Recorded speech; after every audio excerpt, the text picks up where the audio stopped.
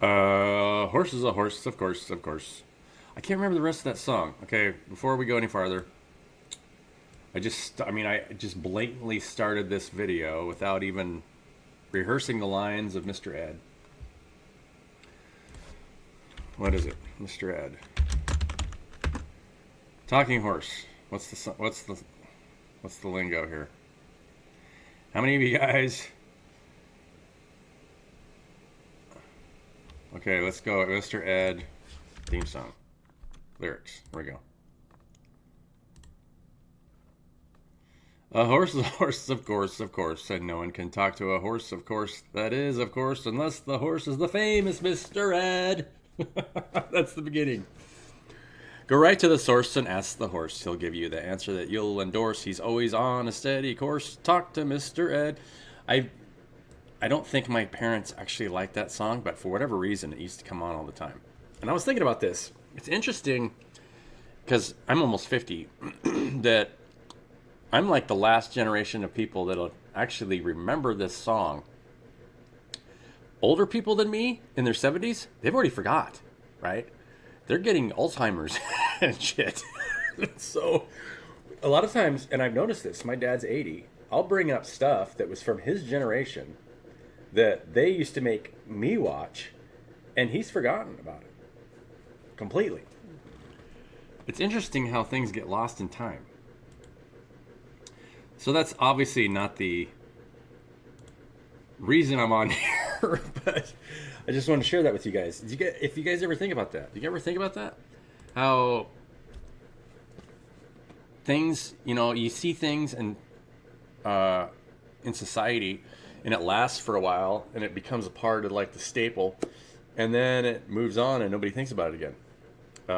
Buck Rogers is one of those things. And a lot of people growing up didn't even remember Buck Rogers because they never watched it. Buck Rogers was a TV show that lasted from 1979 and a half season in 1980. And the only reason it was a half season in 1980 is because Jill Gerard, the main actor that played Buck Rogers, got so fat that he couldn't do this part anymore. He gained something like 300 pounds or like 200 pounds. He gained a lot of weight. I mean, maybe it wasn't 200, but he went from the first season where he was a pretty slim, trim guy, and he gained like I don't know how much weight. I just saw pictures of him, so I said, "Wow, he was unrecognizable. He was over 300 pounds. And he got up to like 350 pounds or something, and so he didn't show up in any movies or anything after that because he had gained so much weight." Oh, yeah. And the only reason I was really into that show, of course, when I was a kid, 79, 80, I was 5 years old in 1980. February 1980, I turned 5. And because I had a crush on Erin Gray. She was just the most beautiful woman I'd ever seen at that age. And she was. Erin Gray was amazing. She was an amazing beauty in that show. It's weird how I remember all these names. I don't know. Don't ask me. Look her up. She was actually, I think she was a New York model, and that was her first acting gig, I think, was Buck Rogers. And I thought, if you watch the show, she looks older. She looks like she's maybe in her mid-20s or something, but I think she's only 19, if I'm correct. I think she's only 19 or 20 when that show came out in 1979. I don't know. You guys look it up and let me know in the comments. Or if any of you guys are, up on, movie trivia or TV trivia. Those are just a couple examples of stuff that I used to watch all the time growing up, of course. And so if I grew up in the early 80s, any of you guys that are older than me will remember, Knight Rider and A-Team, and, that was the big thing back then. Incredible Hulk was on all the time. $6 Million Man. No.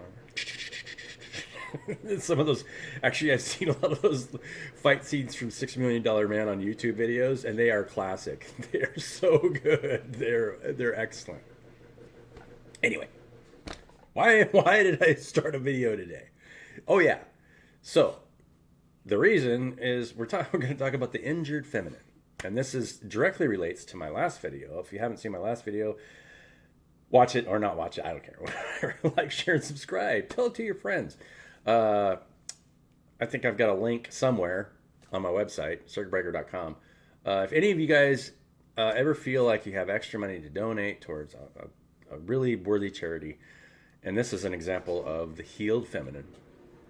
There are people that take in kids who are orphans on the streets in Africa, and they take care of them. And they, it's one of the most noble causes, that you can ever do is take in somebody else's kids that does not have a father or mother to take care of them, and show them love and support them and teach them how to learn and grow. What could be better than that, right? I mean, the ability to teach and support and love one another is just the basic need that we have in society. And that is directly related to the message that I have today on Sunday. Because I actually just watched a reading of somebody was talking about the unhealed feminine. And we're going to talk about what that is today. Why society, there's a lot of things about woman empowerment and feminine empowerment, and that's great. But if the feminine part of society isn't supporting the people that need support, then there's an injured part of the collective feminine energy, right? If you're not supporting and loving and taking care of the people that need support, right? If you, let's say somebody's in a really dark place or a hard place, or if and they're looking for answers, if you come in and say and sell them a dream to put money in your own pocket and take advantage of that poor emotional state, that's an injured feminine energy coming in, right? Which is a very distorted masculine energy. It's a distorted masculine because you're providing something under a false narrative to manipulate and take advantage of a negative emotional state. And that is predominantly what happens in our society under capitalism. Socialism, pretty much any ism out there, is a distorted masculine working from a injured feminine energy. And the injured feminine is not able to read, right? Because that's your receptive energy. That's your ability to see and feel what people need around you, and provide, that is the masculine part, the provider, providing something to support that need, right? Creating something to support that need. What are you providing to support that need? And everyone wants to be loved and to love and be loved. So you really need to be able to provide something for people to support one another, right? To be able to read one another and listen to one another, and then provide that masculine energy, healthy masculine energy back in to provide for whatever they need, right? Because if you're not getting what you need from your environment, and it's attacking you, and it's just trying to siphon off you because it's either it's trying to manipulate your emotional state to get you to put money in its pocket or something like that, or that's sales in and of itself. Our phones are just an excellent example of that, where it kind of manipulates your dopamine response and your emotional states to get you to get pulled back into that thing, right? It's pulling your energy into that thing. Super toxic. Yeah, I mean, that's why so many readers and intuitives, women especially, just tap into their divine feminine energy and just try to support the group collective and say, hey, you guys are fine. You guys can do this, right? I mean, every reading that you see, it doesn't matter what kind of reading it is, most of those readings are some kind of supportive energy that have kind of an underlying tone of direction for the group collective, right? But it's always in a supportive way. You are doing excellent. You're cutting off things that don't serve you. You're healing your heart space, things like that. So yeah. Any comments on that, you guys? What do you guys think, right? And why is that happening? So it's becoming more difficult.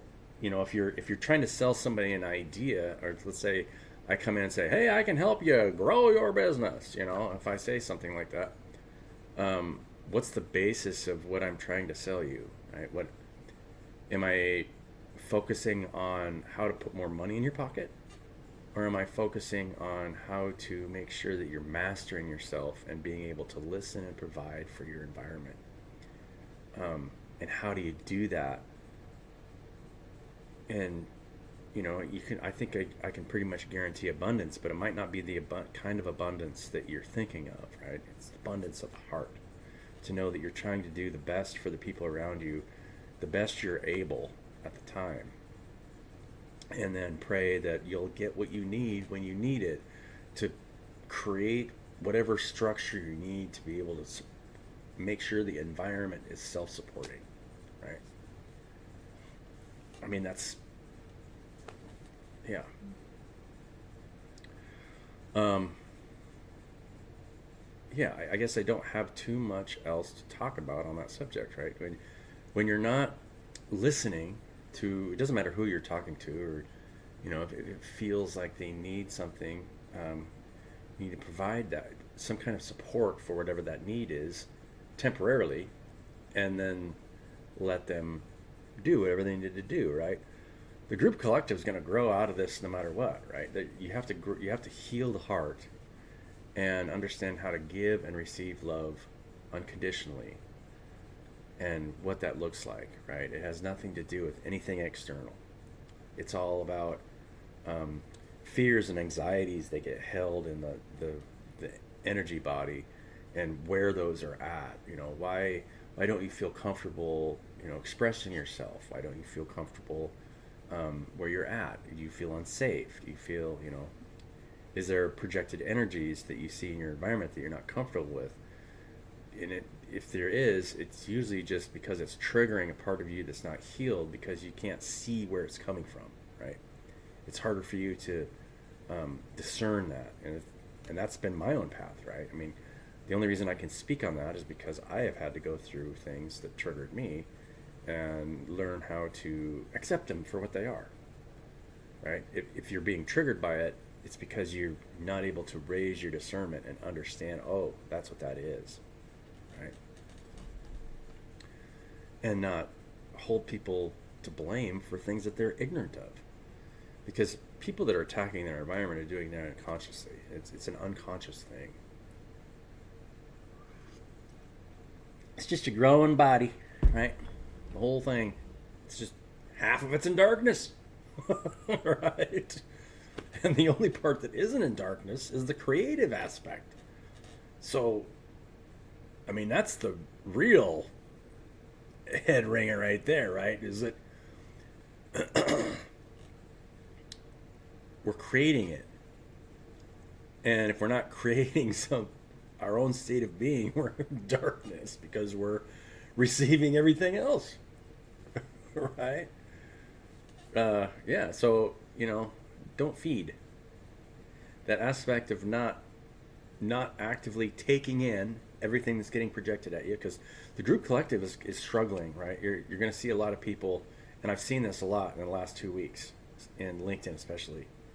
A lot of people talking about, you know, struggles are part of, you know, the process and all this stuff, but they're still usually working from a distorted masculine energy, because the only reason it's distorted is because they haven't healed the feminine aspect to be able to love unconditionally whatever's being presented to them, and just support it naturally.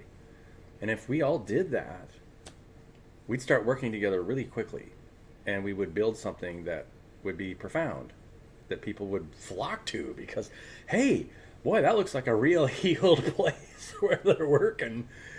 What's going on over there? Right? Those guys are still fighting, pointing fingers at each other. Let's get away. Let's go away. They're gonna be, you know, yeah. I don't know. What do you guys think? Let's get an oracle card. It's Sunday. I wanted to give you guys a video today because I had heard somebody talk about the injured feminine, and yeah, your receptive portion of your aisle field. A lot of people just associate it with receiving, and that's true. Part of it is the ability to receive, right? To be, but it's also the ability to listen.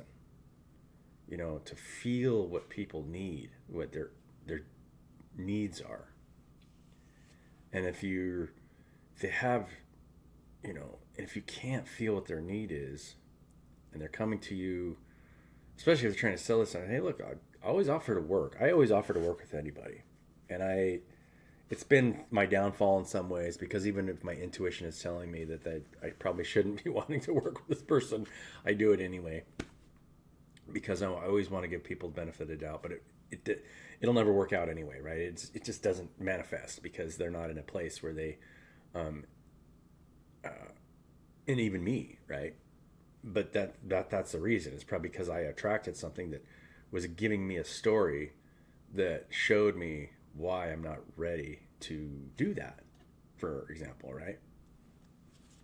You always have to, we're all creating our reality. Always got to look in the mirror and understand, okay, why am I not able to do that?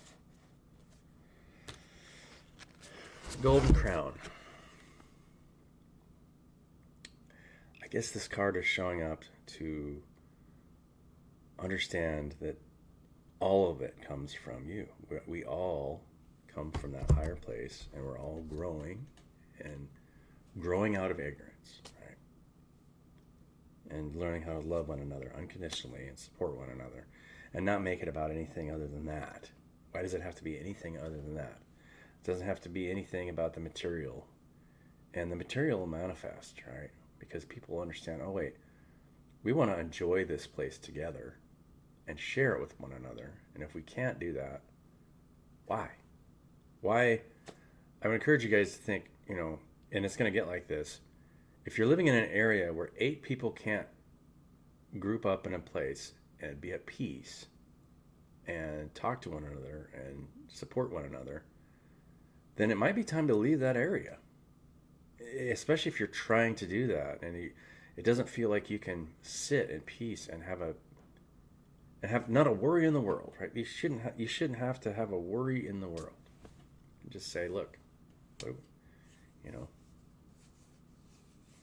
why are we here? The only reason that we're sitting here together is because we want to spend time with one another and share time with one another. Yeah. Love you guys. Have a beautiful day, and we'll catch you on the next one.